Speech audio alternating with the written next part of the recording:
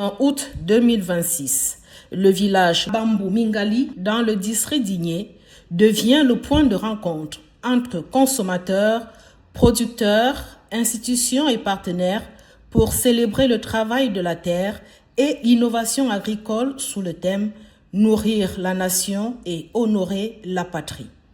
La deuxième édition de la Grande Foire agricole du Congo, GFAC, s'ouvre sous le signe de la souveraineté alimentaire et du développement durable, sous le très haut patronage de son Excellence Denis Sassou Nguesso, président de la République du Congo. Sur cette terre fertile de la Djoué-Léfini, le préfet, dans son allocution, a exprimé la fierté de ses populations et salué la vision du chef de l'État. Pour lui, cette foire est bien plus qu'un événement, c'est une promesse de développement territorial et de création de richesses. Cette foire n'est pas seulement une exposition agricole, elle est une véritable alchimie de la richesse nationale. Elle est une chaîne d'union du Congo qui célèbre le travail, car ici naît une richesse que personne ne pourra jamais importer. Celle de l'intelligence, du travail et du génie créateur des Congolais. Le préfet a également plaidé pour un plan d'aménagement et de développement du département afin d'organiser les infrastructures et d'orienter les investissements publics et privés. Une vision locale qui rejoint celle du gouvernement pour une agriculture durable et résiliente, à en croire le ministre de l'Agriculture et de l'élevage. Le thème de cette édition résume notre ambition. Nourrir la nation, honorer la patrie. Le 15 août 1960, notre peuple affirmait son droit de choisir librement son avenir. Aujourd'hui, il affirme sa volonté de construire cet avenir par son travail, par sa production et par la valorisation de ses ressources. Car une nation qui dépend des autres pour se nourrir n'a achevé qu'une moitié de son indépendance. Des tonnes de produits congolais sont et seront réunis sur ce site. Ces produits racontent notre géographie, notre diversité et notre potentiel. Ils prouvent que le Congo ne manque ni de terre, ni d'eau, ni de savoir-faire, ni de femmes, ni d'hommes courageux. L'agriculture congolaise de demain ne pourra être performante et pérenne que si elle est climato-résiliente et rigoureusement respectueuse de nos écosystèmes.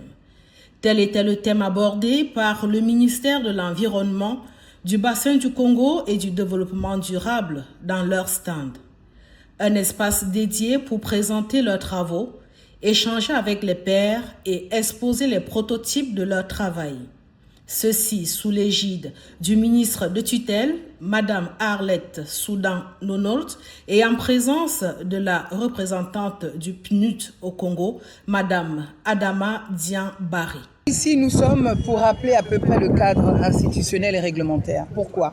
Je vous ai parlé de la contribution déterminée au niveau national, mais nous avons également le document sur la stratégie des risques et des catastrophes, qui gère les questions de climat, la météo, vous voyez, le dérèglement climatique. Vous voyez. Donc, nous avons tous ces publics auxquels nous avons adossé à tous ces documents que je viens d'évoquer. Nous avons ce qu'on appelle la stratégie qui s'adosse sur le plan d'action. Et donc, nous voulons partager avec les partenaires comment les accompagner pour une meilleure appropriation, pour aller à une implémentation de la notion même de durabilité dans la gestion de la gouvernance de l'agriculture aujourd'hui. Il y a beaucoup d'aspects aujourd'hui qui nous lient, parce qu'une mauvaise agriculture qui pollue les eaux, par exemple, mais ça vous emmène des maladies qui impactent sur la santé humaine. Si nous gérons par exemple cette faune que nous consommons, ces gibiers, hors saison, hors cycle et autres, vous imaginez un peu l'impact que cela a sur notre vie humaine, parce que souvent, lorsque nous entrons dans les forêts, dans les zones protégées, dans les zones inaccessibles comme telles, mais nous bousculons la faune sauvage de son habitat et nous créons ce qu'on appelle souvent des zoonoses. Il ne peut y avoir d'agriculture sans parler d'une agriculture résiliente au changement climatique. La ministre de l'Environnement et du Bassin du Congo, Madame Arlette Soudan-Nonolt, a rappelé que l'agriculture ne peut être envisagée sans une approche durable et respectueuse du climat. Aussi a-t-elle insisté sur la nécessité d'encadrer les jeunes entrepreneurs agricoles et piscicoles tout en vulgarisant les lois sur la gestion durable de l'environnement. Une agriculture productive, oui, mais surtout responsable. Une responsabilité partagée que le chef de l'État a lui-même réaffirmée. Un peuple qui ne produit pas ce qu'il consomme n'est pas un peuple libre. Aujourd'hui, deuxième édition de la grande foire agricole du Congo. Bon, je peux même dire que je suis comblé parce que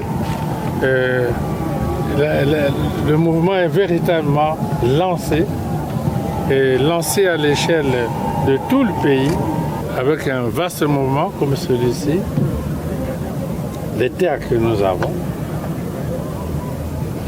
le soleil que nous avons, l'eau, les forêts. Notre peuple va reproduire la nourriture, nourrir le peuple, ne pas rester dépendant. Le président Denis Sassou Nguesso a réaffirmé son engagement pour l'autosuffisance alimentaire. Un objectif ancien, mais plus que jamais d'actualité, car un peuple qui ne produit pas ce qu'il consomme n'est pas un peuple libre. Le chef de l'État a salué la mobilisation nationale autour de l'agriculture, soulignant que chaque citoyen, des jeunes aux parlementaires, doit contribuer à ce vaste mouvement. Une ambition nationale qui se traduit concrètement par les expositions de produits agricoles locaux. J'encourage ce genre d'initiative. Si ça pouvait être perpétuel, c'est-à-dire que de temps en temps, nous nous retrouvons face à l'exposition de tous nos produits agricoles, ça nous permettra déjà d'entrer en contact avec tout ce qui existe, parce que je reste convaincu que nous n'en connaissons pas assez. Là, j'ai découvert aussi un autre délice des produits de la ruche que je ne connaissais pas avant. C'est vrai que ma mère faisait du miel, mais je n'avais pas accès, moi je dégustais que le miel. Je n'avais pas accès à toute la gamme que produit carrément la ruche. L'agriculture est un levier essentiel pour le développement économique de notre pays.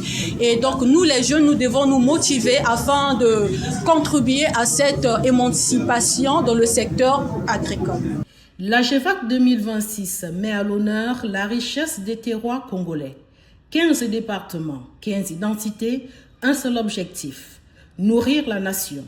Les producteurs exposent leur savoir-faire, leur innovation et leurs espoirs.